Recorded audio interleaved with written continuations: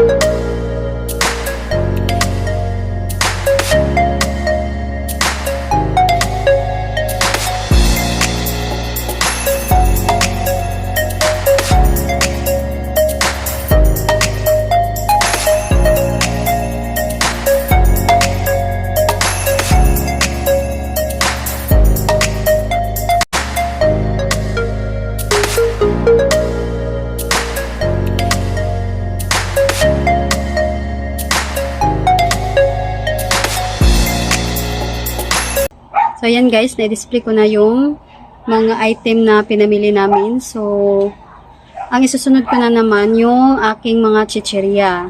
So, magbubutas pa ako ng aking mga chichirya, kaya hindi ko muna ipapakita ang aking mga stock dito nga na chichirya kasi hindi ko pa siya na-display. So, ayan guys, yun ang video ko for today. So, ayan, sana yung nagustuhan ninyo. So, thanks for watching. God bless!